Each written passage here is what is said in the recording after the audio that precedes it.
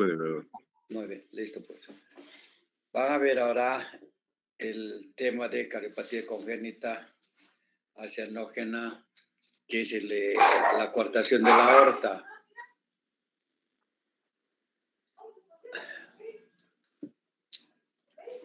¿Cómo define usted coartación de la aorta?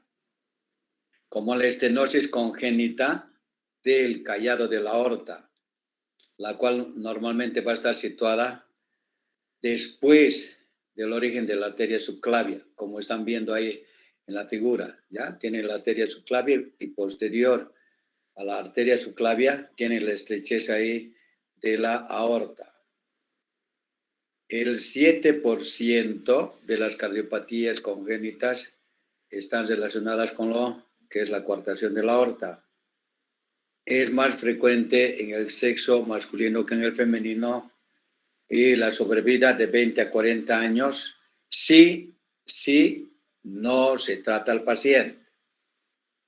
¿Ya? Obviamente la cirugía es después del diagnóstico. Cuando hayan hecho el diagnóstico, ustedes ya plantean las dos alternativas: el implante de endoprótesis o la cirugía que vamos a ver término terminal. ¿Cómo clasifican ustedes la coartación de la aorta? Pueden clasificar en dos tipos. Una, que es la preductal. Si se fijan ahí, tienen ustedes el conducto arterioso y la coartación está por encima del conducto arterioso. Y la postductal, en la gráfica de abajo, que la coartación o la estrechez de la aorta está después del conducto arterioso, o sea, preductal antes del conducto y postductal después del conducto arterioso. ¿Qué van a encontrar ustedes en el paciente que tiene la coartación de la aorta? Van a encontrar ustedes hipertensión arterial. Cuando vimos nosotros la clasificación de la hipertensión arterial como etiología, ustedes, si bien recuerdan, comentamos la coartación de la aorta como etiología de hipertensión arterial. Entonces, acá viendo ya la coartación de la aorta, ustedes pueden ver de que el paciente va a tener hipertensión arterial en la mitad superior del cuerpo. Van a encontrar ustedes, con los estudios correspondientes, circulación colateral de las arterias subclavias, axilares, mamarias internas y sus ramas intercostales. Van a encontrar ustedes dilatación preestenótica y postestenótica del callado de la aorta e hipertrofia del ventrículo izquierdo. Como tiene hipertensión arterial, obviamente la sobrecarga va a ser de presión, y si es sobrecarga de presión, va a tener hipertrofia del ventrículo izquierdo. Simula al paciente que tiene estenosis aórtica. Va a ser similar, solamente que ustedes en la coartación de la aorta, el diagnóstico lo van a hacer ustedes por la clínica. Por la clínica. No requieren estetoscopio, no requieren nada, solamente ustedes con la palpación de las arterias femorales van a tener idea si el paciente tiene coartación o no. De ahí es que cuando ustedes hagan pediatría, nunca se les olvide palpar pulsos femorales. Al palpar los pulsos femorales, ustedes, sin auscultar al paciente, pueden hacer el diagnóstico de coartación de la aorta. Vean acá, tienen ahí la aorta y vean ahí la estrechez, la dilatación preestenótica y postestenótica, las arterias intercostales mamarias, las cuales van a estar completamente dilatadas. Y vean acá abajo las erosiones de las costillas, secundario a la dilatación de la arteria intercostales. Va a presentar erosiones y es lo que se llama el signo de Roessler. Ya ven ahí cómo están tan dilatadas las colaterales de los vasos de la aorta. ¿Con qué patología va asociada la coartación de la aorta? Puede estar asociada a válvula aórtica bicúspide. 1, 2. Puede tener la persistencia del conducto arterioso. Puede estar asociada a comunicación interventricular. O puede tener lo que llaman músculo papilar único, cuando vimos nosotros estenosis de la válvula mitral secundario a problemas congénitos, tiene ahí la válvula en paracaídas. O puede presentar riñón poliquístico. Vean todas las anomalías en las cuales el paciente con coartación puede estar asociada. ¿Cuál es el cuadro clínico, pues, de los pacientes que tienen coartación de la aorta? 1. ¿Qué van a encontrar? Entonces, en los niños van a encontrar ustedes que tiene hipertensión arterial. A la palpación van a encontrar debilidad, ausencia o disminución de los pulsos femorales. Va a haber una diferencia de las radiales y con las femorales, diferencia de presiones de más de 30 milímetros de mercurio. Pueden encontrar ustedes latido arterial visible en el hueco supraesternal. Puede presentar circulación colateral y el soplo es similar. El paciente que tiene estenosis aórtica. ¿Y cuál es la auscultación? Soplo sistólico eyectivo en foco aórtico con irradiación a vasos del cuello o hueco supraesternal, similar al de la estenosis aórtica, con la diferencia, escuchen bien, de que en la coartación de la aorta van a encontrar ustedes hipertensión arterial. Y a la palpación van a encontrar ustedes, van a palpar que los pulsos femorales, popliteos y perios van a estar disminuidos en relación a los pulsos radial.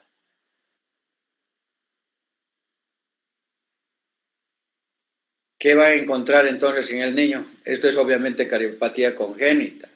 Entonces el niño va a presentar cefalea, nerviosismo, epistaxis, frialdad o calambre en extremidades inferiores. Cuando han hecho el diagnóstico clínico, obviamente tendrán que pedirle otros estudios. Lo normativo en cardiología, los estudios que van a pedir va a ser electrocardiograma, radiografía de tórax y ecocardiografía. En el electrocardiograma, ¿qué es lo que va a encontrar? Hipertrofia del ventrículo izquierdo con sobrecarga de presión. ¿Quién puede comentarme cómo, o sea, el índice de Sokolov y de Lewis en hipertrofia del ventrículo izquierdo? ¿Qué van a encontrar?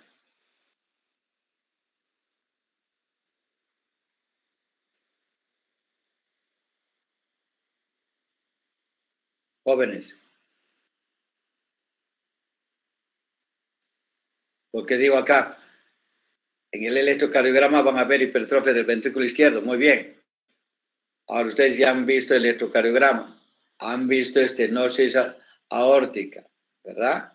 Entonces en el electro ya, para hacer un recuerdo para ustedes, ¿qué es lo que encuentran en el electro?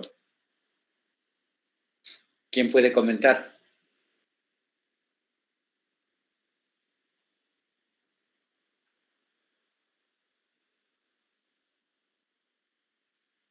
En el electrocardiograma lo que van a encontrar es el índice de Lewis y de Sokolov. ¿Qué dice el índice de Sokolov?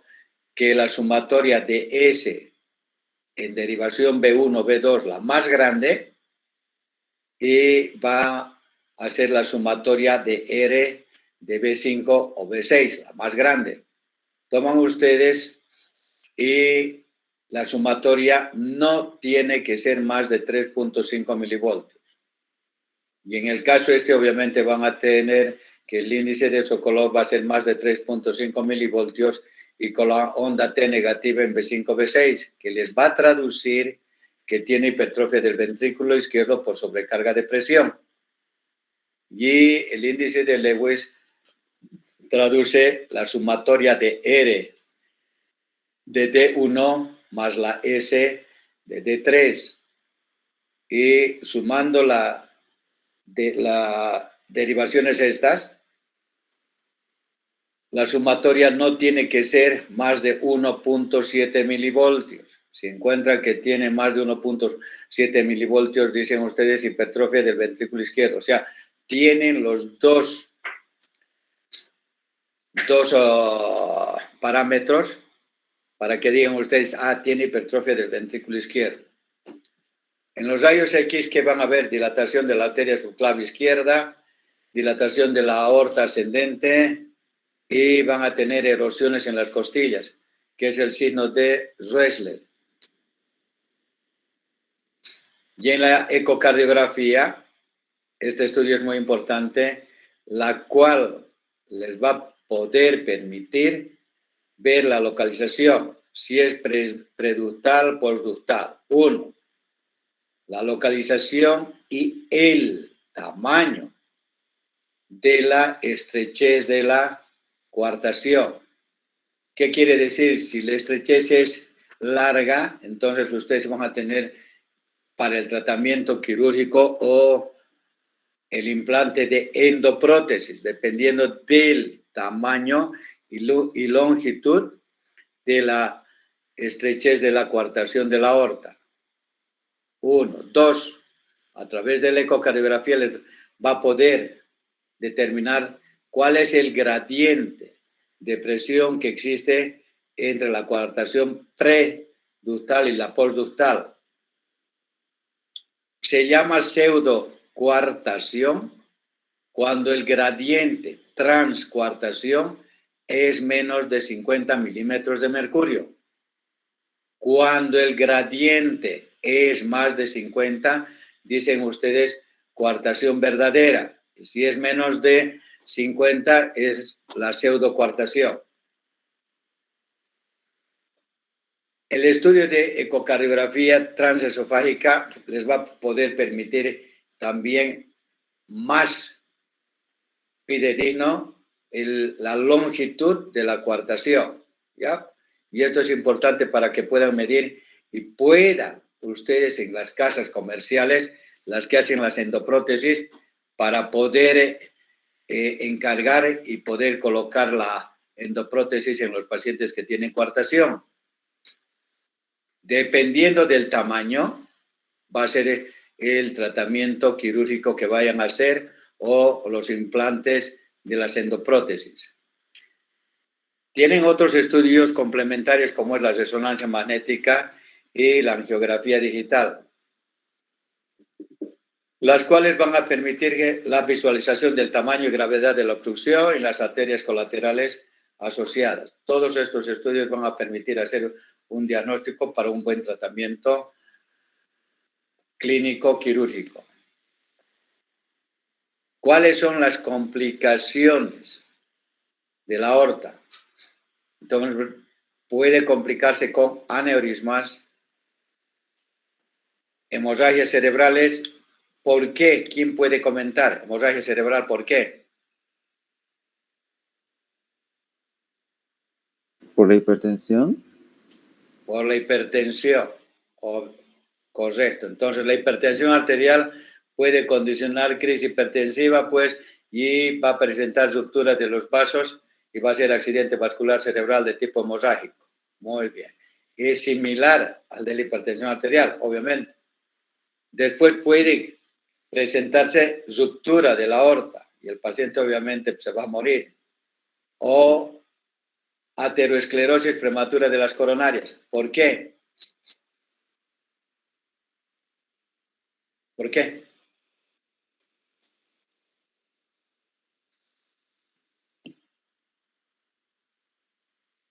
Todo esto, por eso les digo, o sea, lo que les enseño yo es a razonar, no es que aprendan de memoria. Cuando les di la clase de hipertensión, va relacionado todo esto. ¿Por qué la ateroesclerosis? ¿Por qué la insuficiencia ventricular? ¿Por qué?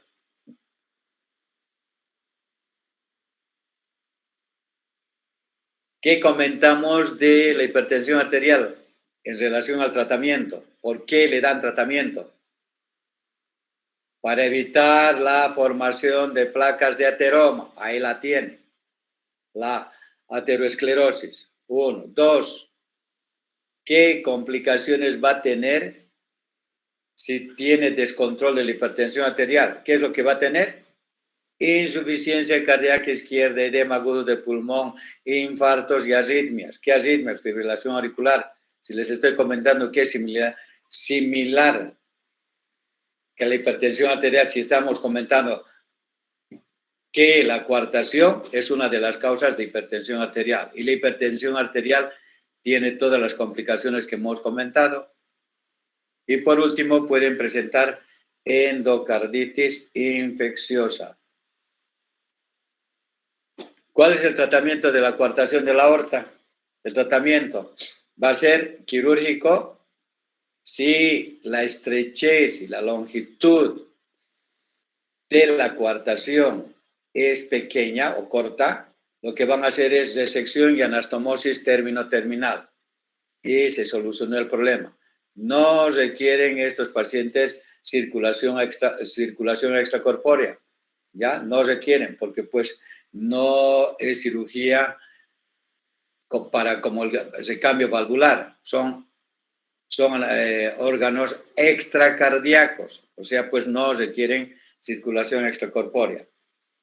Y cuando la longitud de la coartación es bastante larga, entonces ustedes no van a hacer el tratamiento quirúrgico, sino van a implantar endoprótesis o stent. Y es de ahí de que la ecocardiografía transtorácica o la ecocardiografía transesofágica les va a poder determinar cuál es la longitud de la coartación. Por decir un ejemplo, que tenga la estrechez de 15 milímetros, 30 milímetros, 45 milímetros. Entonces, les va a poder permitir pedir a la casa de las cuales hacen las prótesis para poder encargar y pues colocarle el stent o la endoprótesis, ¿ya? Entonces, tienen que tomar el diámetro y tienen que saber la longitud de la estrechez, o sea, de la coartación de la aorta. Ya tiene ahí, en los niños, vean acá, en la primera, vean ustedes la coartación de la aorta. En la tercera una en la C, en la D, van clampeado ahí la coartación a nivel preductal y la otra postductal, y lo que están haciendo en la cuarta, en la quinta, es la anastomosis terminal. ¿Por qué? Porque la estrechez es mínima. Y en la G, vean ahí la anastomosis de la coartación. Una vez de que han corregido, obviamente el paciente ya no va a tener hipertensión arterial. Ahora, estos pacientes, para el procedimiento quirúrgico, tienen que ser manejados con medicación. ¿Cuál creen que sea la medicación adecuada para este tipo de pacientes que van a ser sometidos a cirugía? ¿Qué medicamento creen?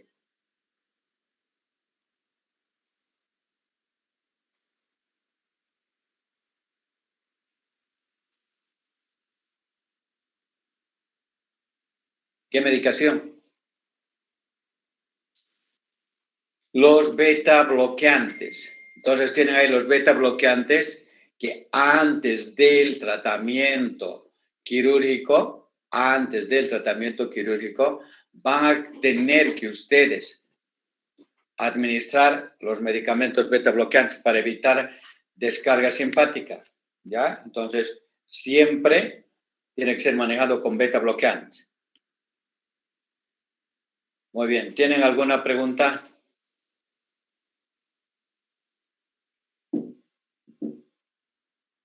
¿Tienen alguna pregunta? No, doctor. Ya. Entonces les voy a dar ahora, hemos visto, han visto fiebre reumática, 1. Han visto valvulopatías. Después de las valvulopatías han podido ver miocardiopatías. Después del miocardio, la endocarditis. Después de la endocarditis, ¿cuál es la otra capa del corazón? Miocardio. No, el miocardio ya hemos visto, pues, miocardiopatías. Acá ya el doctor... ¿El epicardio? ¿Qué? ¿Qué dices, perdón? ¿El pericardio? Claro, entonces, hemos visto, ¿no ve? Endocardio, miocardio, ¿y cuál es el que falta? Pericardio. Pericardio. Pericardio, ¿no ve? Muy bien, y con eso hemos terminado todo del corazón. Ya, y esto se los voy a dar así. Muy bien. ¿Cuáles son las enfermedades del corazón? La pericarditis, ¿no? Proceso inflamatorio, y pues la cual tiene 2 capas, ¿no? Pericardio visceral y pericardio parietal. Vean acá la anatomía. ¿De qué está compuesto el pericardio? De 2 capas, ¿no? Una visceral y otra parietal. ¿Cuál es la cantidad de líquido que almacena en las 2 capas o sacos pericárdicos? Va a ser de 15 a 50 ml. Muy bien. Cuando tienen un desame pericárdico agudo, pueden hacer el taponamiento pericárdico de 80 a 200 ml. ¿Por qué? Porque el cuadro es agudo y puede condicionar el taponamiento pericárdico. Ya vamos a ver más tarde de qué va a depender de que el paciente haga taponamiento pericárdico. ¿Cuáles son las causas de las enfermedades del pericardio? Tienen pericarditis aguda, desame pericárdico, taponamiento pericárdico, y el último que no vamos a ver es las pericarditis constrictivas que simulan todo el cuadro de pericarditis. Entonces vean acá el líquido que se acumula dentro de las 2 hojas del pericardio. Van a tener ustedes lo que se llama pericarditis aguda, y que es un proceso inflamatorio que afecta al pericardio, produciendo como consecuencia un exudado. Puede cursar en la pericarditis con o sin desame pericárdico, con o sin taponamiento pericárdico, depende de la etiología. ¿Cuál es la incidencia de pericarditis aguda? Va a ser del 2 al 6%. La mayor parte va a ser en varones y en adultos, comparados con los pacientes pediátricos. Vean la clasificación etiológica de las pericarditis. Vean, la pericarditis puede ser de tipo infecciosa, puede ser secundario a virus, vean todas las etiologías, puede ser piógena, puede ser secundaria a tuberculosis, puede ser micótica y otras como la sifilítica, o puede ser relacionadas a pericarditis de tipo no infecciosa, como tienen ustedes en el infarto agudo de miocardio, normalmente que a la segunda semana pueden presentar desame pericárdico. Pacientes que tienen insuficiencia renal antes de las hemodiálisis, antes de que sean los pacientes sometidos a hemodiálisis, era muy frecuente encontrar desame pericárdico en pacientes con insuficiencia renal crónica. Pacientes que tienen neoplasia, sea de pulmón, mama, linfoma, con órganos vecinos al pericardio, como ser neoplasias de pulmón, eran frecuentes los desames pericárdicos, o pacientes con traumatismo o por radiación. Ahora pueden encontrar ustedes pericarditis relacionadas a procesos autoinmunes. En la primera clase cuando veíamos que era la fiebre reumática, ¿no ve? En la definición de la fiebre reumática decíamos era una enfermedad sistémica inflamatoria y autoinmune. Y vean acá, miren, en la clasificación por autoinmunidad tienen ustedes la fiebre reumática. Vean cómo los temas que les estoy dando van correlacionados unos con los otros. ¿Qué colagenopatías ustedes van a presentar que el paciente tenga derrame pericárdico? Colagenopatías, el lupus eritematoso sistémico, pacientes que tienen artritis reumatoidea, espondilitis anquilosante, pacientes con escleroderma, pacientes con granulomatosis de Wegener, fármacos. Hemos visto en hipertensión arterial la hidralazina, fenitoína y la isoniazida, que utilizan como antifímicos para tratar pacientes con TB. El síndrome de Dressler es la pericarditis secundaria a infarto agudo de miocardio. Entonces, cuando vean ustedes el paciente con infarto y tenga derrame pericárdico, dicen, este es secundario al infarto y se denomina síndrome de Dressler. ¿Cuál es la clasificación clínica de la pericarditis? Pueden tener pericarditis aguda, la cual es menos de 6 semanas de duración. Puede tener el contenido ser fibrinoso con derrame seroso o puede ser sanguinolento. 2, puede ser la pericarditis subaguda, que va a tener una duración de 6 semanas a 6 meses, con derrame constrictivo. Y por último tienen ustedes las pericarditis crónicas, las cuales va a durar más de 6 meses. Entonces es facilito, aguda menos de 6 semanas. La subaguda de 6 semanas a 6 meses. Y la crónica más de 6 meses. Y por último tienen acá la constrictiva con derrame y la adhesiva. El cuadro clínico de la triada, ¿qué es lo que va a tener el paciente? Dolor pericárdico, torácico y aumenta con la inspiración y con la tos. Y mejora con la pedestación. ¿Qué van a escuchar ustedes? Roce pericárdico. ¿Ya? Es como el cuero. Signo físico patognomónico es de característica alta, rasposo y áspero. Como si estuvieran frotando ustedes un cuero. Se puede oír durante la expiración con el paciente sentado en el borde paraesternal izquierdo y obviamente dependiendo de la cantidad de líquido que vaya a tener el derrame pericárdico, los ruidos cardíacos van a estar disminuidos.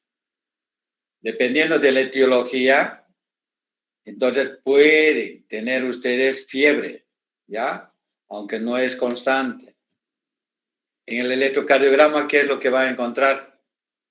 Alteraciones del segmento ST, ¿ya? Y ahora tienen diferentes estadios que ya han debido ver ustedes ahí con el doctor Raúl Arnés.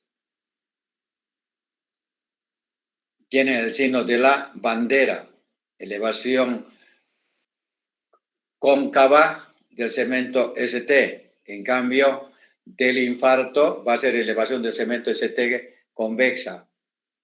Tienen la radiografía de tórax, la cual van a tener ustedes la silueta cardíaca ensanchada. O pueden tener ustedes cardiomegalia con signos de congestión venocapilar pulmonar.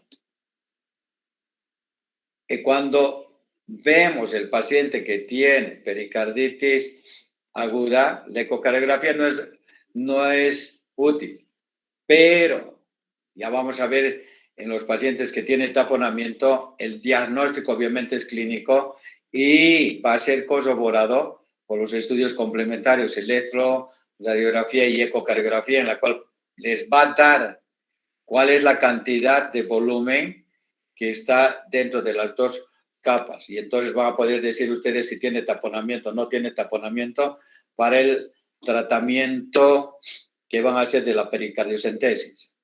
¿Qué encuentran ustedes en el laboratorio en los pacientes que tienen pericarditis? Como son procesos inflamatorios, va a estar aumentada la velocidad de eritrosedimentación, proteína C reactiva va a estar aumentado, va a tener leucocitosis y puede haber signos de miocarditis con elevación de la troponina 1 CK-IMB y pues puede estar comprometido el corazón y que puede ser secundario a pacientes que tienen infarto agudo de miocardio. Vean acá el diagnóstico diferencial de la pericarditis, de la angina problema isquémico. En la pericarditis, ¿cómo encuentran ustedes el segmento ST? Va a ser cóncavo, con elevación del segmento ST cóncavo. En cambio, en la cardiopatía isquémica, el segmento ST va a ser convexo. ¿Cómo va a estar la depresión del intervalo PR? Va a estar deprimido y es frecuente en la pericarditis y en la cardiopatía isquémica no encuentran ustedes depresión del intervalo PR. Las ondas Q, obviamente, en la pericarditis no hay. En cambio, en la cardiopatía isquémica, en el infarto, van a encontrar. Las ondas T son invertidas después del segmento ST llega a la línea de base. En cambio, en el paciente isquémico van a tener la onda T negativa, como alas de mariposa. En la pericarditis no va a haber arritmias. En cambio, en la cardiopatía isquémica van a tener arritmias, extrasístoles ventriculares, supraventriculares, lo que quieran. Y va a tener trastornos en la conducción, y que es más frecuente en pacientes isquémicos que en la pericarditis. La evolución, si es pericarditis aguda, ¿cuál es el más frecuente? Va a ser pacientes que tienen cuadros virales, los resfríos causados por influenza, Coxsackie, ¿ya? Entonces, no requieren tratamiento, solamente van a dar tratamiento sintomático.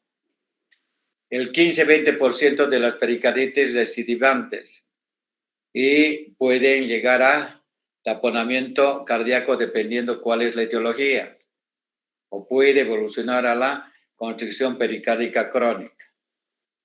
¿Cuál es el tratamiento entonces de los pacientes que tienen pericarditis aguda? Reposo y ASA, 500 miligramos cada 6 horas. Pero pueden ustedes, para evitar daños gástricos y todo, combinar con corticoides, ¿ya? O pueden darle ustedes colchicina. En pacientes que tienen pericarditis, o sea, la colchicina no solamente es para la hiperuricemia. En los casos de pericarditis aguda o crónica les va muy bien con la colchicina o la indometacina o el ibuprofeno. Muy bien. El desame pericárdico, el segundo, acumulación de líquido del pericardio, el cual es normal de 15 a 50 y patológico más de 50. Y la mayoría con pericarditis van a tener más de 50 ml. ¿Ya? Pequeñas proporciones pueden desarrollar taponamiento pericárdico. Vean acá cuál es la etiología del desame pericárdico. Lo que hemos visto anteriormente era pericarditis, proceso inflamatorio de las hojas del pericardio. Acá tienen pericarditis que va a tener transsudación serosa, puede tener hemorragia, puede ser hemorrágica, intrapericárdica, enfermedades metabólicas de origen idiopático, neoplasias y autoinmunes, similar al anterior. Los exámenes que van a pedir ustedes, primero obviamente va a ser la auscultación, ¿verdad? Dependiendo de la cantidad de líquido, entonces van a tener los ruidos cardíacos disminuidos, el choque de la punta por la interposición del líquido. 2, aumento de la matidez cardíaca de forma generalizada, que hoy en día ustedes ya no hacen de auscultación, percusión, nada. ya ustedes lo único que hacen es pedir estudios complementarios. Ya no hacen el examen físico que tienen que hacer. Tienen el signo de EVA. En la auscultación presente una zona de matidez por debajo del ángulo del omóplato izquierdo, que ya no lo hacen. O tienen el signo de Kussmaul, ausencia del colapso inspiratorio normal de las venas del cuello. Vean acá la radiografía de tórax. Vean acá la gran silueta cardíaca, pedículo angosto, similar, como si fuera una copa de champán. Cuando vean esta imagen, ustedes pueden decir, este paciente tiene taponamiento pericárdico porque la silueta cardíaca tiene cardiomegalia. Y cuando vean así como copa de champán, si agarran y lo invierten, tengan la seguridad de que el paciente tiene taponamiento pericárdico, ¿ya?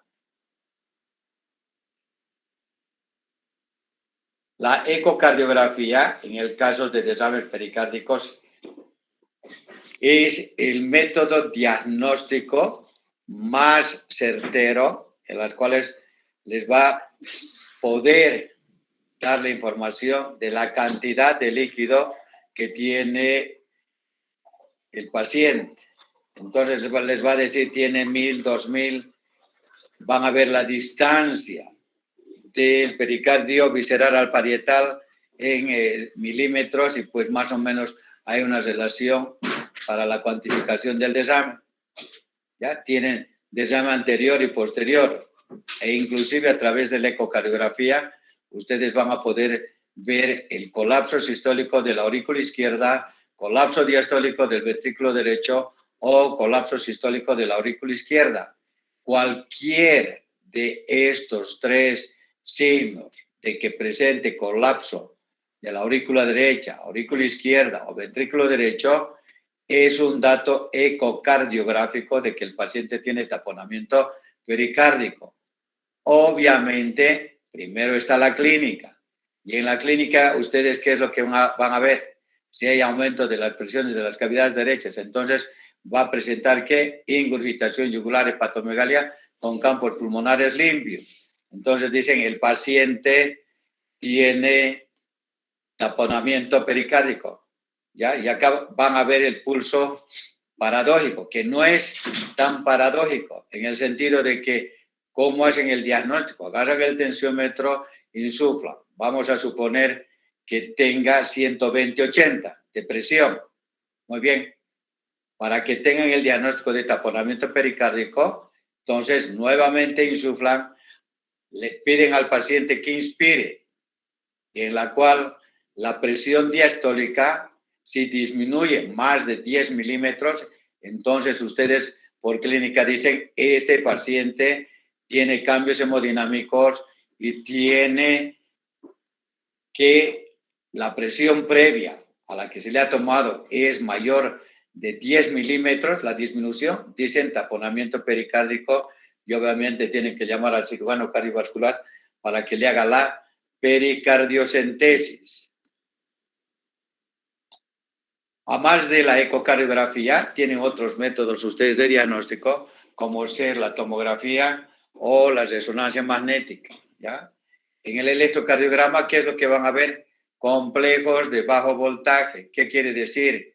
Cuando ven ustedes que la derivación de 1, de 2, de 3 es menos de 1.5 milivoltios, entonces pueden pensar uno, obviamente por la clínica, que tiene taponamiento pericárdico.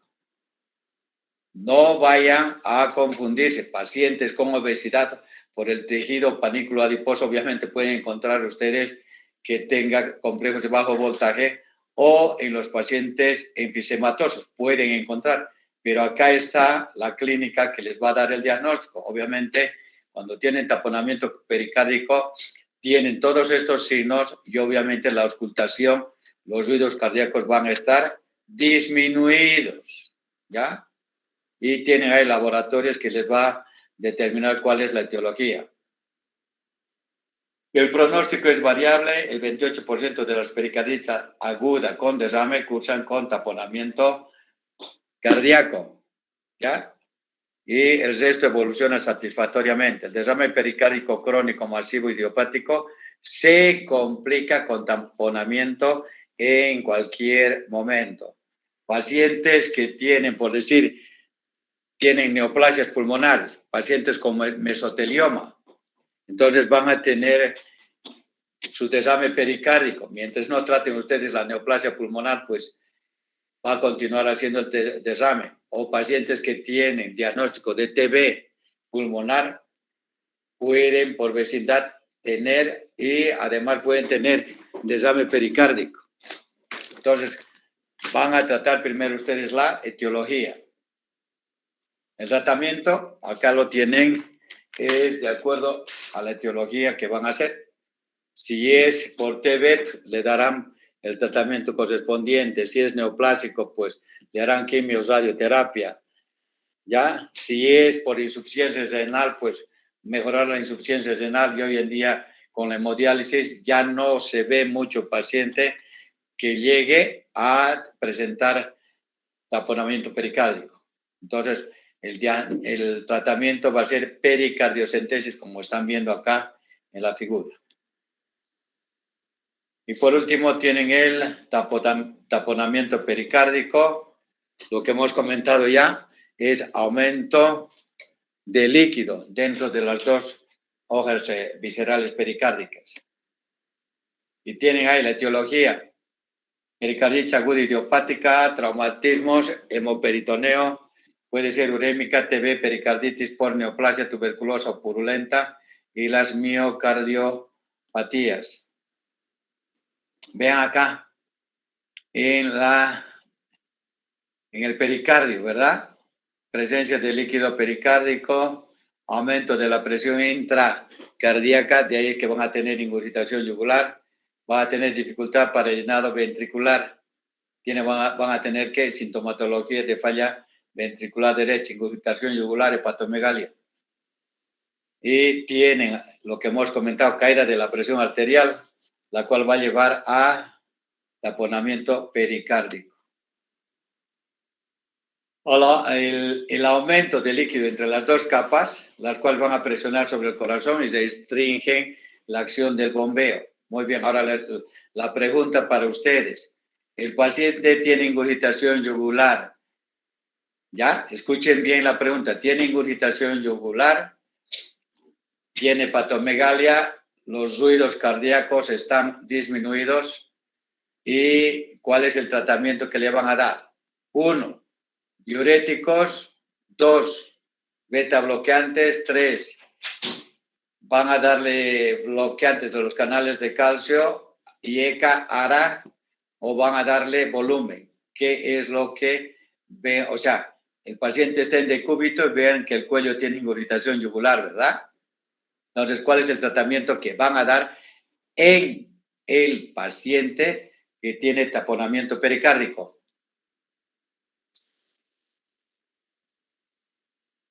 ¿Qué le van a hacer?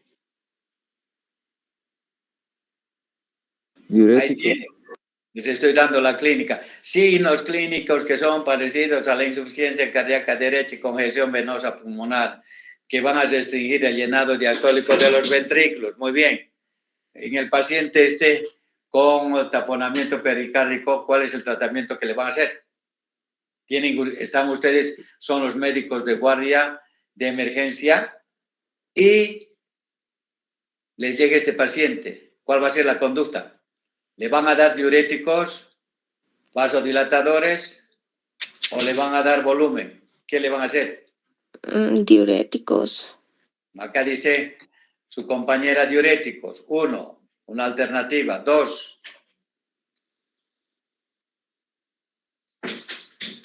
2, ¿qué le van a hacer?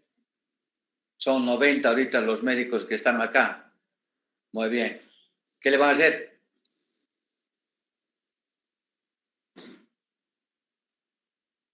Solamente hay un médico acá y los otros 89 vieron al paciente y se escaparon. ¿Qué van a hacer? administrar volumen. ¿Por qué? Porque la otra dice, ¿no ve? Dar diuréticos para disminuir la congestión y pues mejorar la perfusión. Entiendo eso pensando que es insuficiencia cardíaca, ¿no ve? Claro. Pero acá lo que tiene es taponamiento pericárdico. Cuando vean un paciente, por eso les digo, tienen la anamnesis, tienen la exploración física, tienen estudios complementarios. El diagnóstico es taponamiento pericárdico. Entonces la respuesta, nunca, escuchen bien, nunca vayan a darles diuréticos. ¿Por qué? Porque están facilitando a la presión intrapericárdica del volumen a nivel de la precarga.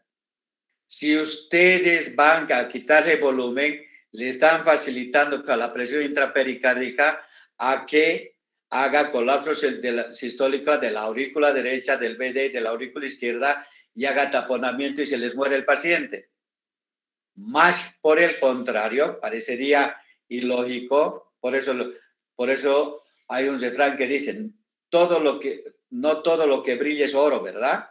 Y en el caso este es, no toda ingurgitación yugular es insuficiencia cardíaca, secundario a lesión valvular, hipertensión pulmonar, lo que quieran.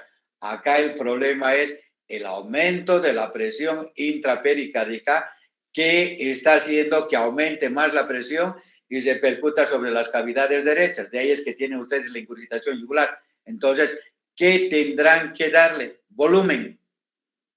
¿Ya? Cuando vean esto, no cometan el error de darle diuréticos porque le están facilitando y el paciente se les va a morir. No, pues, pero tenía ingurgitación yugular, hepatomegalia, esto. Oye, pero ¿qué es lo que dijo el doctor? Que hay que más bien darle mayor volumen para contrarrestar la presión que hay dentro del líquido, o sea, intrapericárdico. ¿Llegaron a entender o no? Si tienen duda, comenten. O sea, no es lo que les decía, no todo lo que brilla es oro. Y acá no todo lo que es ingurgitación yugular van a utilizar ustedes diurético. Esa es la respuesta. No todo lo que es ingurgitación yugular requiere líquido. Requiere diuréticos, perdón. Entonces, en el caso de taponamiento pericárdico, más por el contrario, tendrán que darle volumen para evitar de que la presión intrapericárdica, pues, rebase la presión de las cavidades derechas. ¿Ya? Ahora, la cantidad de líquido para producir taponamiento pericárdico puede ser más de 200, dependiendo de dos factores. Uno, de la velocidad, ya del acúmulo de líquido pericárdico. Uno, y dos, de la cronicidad. No es igual un derrame pericárdico crónico, por ejemplo, la tuberculosis. Se va a ir acumulando progresivamente. Entonces, puedes tener 100, 200, 300, 400, 500, 600 y no te haga taponamiento pericárdico, ¿verdad? A comparación, por ejemplo, de que el paciente sea agudo, que no le dé chance de distensibilidad, distenderse la víscera parietal y conlleve al taponamiento pericárdico con 200, 300 cc. Entonces depende de la velocidad, de la distensibilidad de la hoja pericárdica para que ustedes puedan tener taponamiento o no. En el cuadro clínico tiene acá estupor, el paciente está con taquicardia, taquipnea, hipotensión, ruidos cardíacos disminuidos, pulso filiforme no palpable. Y en el crónico va a encontrar disnea, dolor torácico opresivo, pérdida de peso, anorexia, debilidad, y esto generalmente es pacientes que tienen TB. Y saco pericárdico que puede almacenar, miren, hasta 2000 ml, y con 2000 hacer taponamiento pericárdico, pero de tipo crónico. En cambio, con el agudo pueden hacer 200 con 300 cc taponamiento pericárdico. Y el examen físico tiene acá ingurgitación yugular, lo que hemos comentado. signo de Kussmaul, pulso venoso que exhibe una onda X, que es prominente y ausencia de la onda Y, puede tener edema periférico, hepatomegalia y ruidos cardíacos disminuidos. Vean todo lo que tiene, es todo sintomatología de falla cardíaca derecha, pero no van a tener ustedes el signo de Kussmaul en pacientes que tienen pues insuficiencia cardíaca normal. Esto es pacientes que tienen taponamiento. Y el paciente que va a tener datos de bajo gasto o puede entrar en choque cardiogénico. Ya, obviamente, si es falla cardíaca derecha, lo que va a comprometer, van a tener toda la clínica. Ingurgitación yugular hiperpulsátil, pulso arterial paradójico. O sea que la presión diastólica va a disminuir más de 10 milímetros durante la inspiración y ustedes tienen el diagnóstico de que el paciente está haciendo taponamiento pericárdico. Exámenes complementarios, la eco, electro y el cateterismo. Y vean acá en que tiene en la ecocardiografía de la imagen superior, las 3 flechitas, ese es el colapso del ventrículo derecho. Entonces le está hablando de que el desame tiene compromiso hemodinámico y el paciente está haciendo taponamiento y se quiere hacerle la pericardiocentesis o ventana pleuropericárdica. Y acá en la diapositiva de abajo, todo la coloración azul es el desame pericárdico y este es global de la pared anterior y posterior. Entonces, estos pacientes que tienen que hacerle pericardiocentesis o ventana pleuropericárdica. Diagnósticos diferenciales tienen acá todo esto. Y el tratamiento, ¿qué van a hacer? Pericardiocentesis. ¿Ya? Muy bien. Terminamos el tema. Entonces tienen todos los temas, desde fiebre reumática, valvulopatías, miocardiopatías, endocarditis, pericarditis, hipertensión arterial, cardiopatías congénitas, cianógenas y acianógenas, y terminamos conmigo todo lo que es cardiología. De favor, comuníquense la encargada del grupo de hablar con el doctor Jaime Arandia para que a partir del día lunes les dé el resto de los temas de cardiología. ¿Ya? Sí, doctor. Buenas noches. Sí, mis compañeros ya me mencionaron y en efecto ya le escribí a lo que es el doctor Arandia. Muchas gracias por las clases de esta semana y le queríamos preguntar al doctor si es que hay la posibilidad de que nos facilite sus diapositivas, ya que esto a nosotros nos ayuda para repasar. Pero ojalá fuera, ¿sabes qué? Mira, a ti te la diera, que has estado en las clases. La pregunta es, estoy contento, ojalá todas las clases hubieran así con el auditorio de ahora. La pregunta es que, no sé, la pregunta y respuesta la tienen ustedes. ¿Ya? Entonces, de parte mía no hay problema, ya se las voy a pasar no sé, para las representantes del 4º año. Bueno, sí, les doctor, voy a por pasar favor. todos los temas estos, se los voy a pasar en pendrive para que puedan, pues, que no es, pues, ¿sabes qué? Que no es lo lógico, ¿no? No es igual, pues, aquel que asiste a clases porque tiene interés y el otro que, pues, no se anda mal, en la cual hay cruce de horarios, lo que, pues, no está permitido, pues, o sea, que tengas que elegir una y dejar la otra clase, que no es problema suyo, no es problema mío, pero, pues, no está bien, no estoy de acuerdo. Hay algunos que pasan teoría de esto, de oncología, teoría que de patología. Oye, ¿y qué hacen con las otras clases teóricas que tienen? O sea, tendrán que elegir ustedes, pero el sentido no es de que elijan, deberían ser muy bien. De tal hora a tal hora van a ver, por decirte, neumología, cardiología, nefrología, ¿verdad? Que no interfiera con el resto, pues, de sus clases teóricas o prácticas. O sea, no estoy yo de acuerdo con esto, porque hay gente que quisiera estar, pero no es posible porque pues se les cruza el horario. ¿Ya? Sí, doctor, totalmente de acuerdo con usted. Justamente por eso le pedimos las diapositivas para poder ayudarnos con las clases que no hemos podido asistir. Mira, les voy a facilitar todo esto, les voy a dar en pendrive y pues espero que estudien, porque esto es para ustedes, no es para mí. Entonces les voy a facilitar, ¿ya? Muy bien, y gusto de conocerlos a los 90. Oye, mira que me hubiera dado mucho gusto verlos ahí. Así que desearles todo lo mejor y el único consejo que les voy a dar es que estudien, 1, que estudien, 2, y que sigan estudiando, 3. ¿Ya? Medicina es eso, que estudien nada más.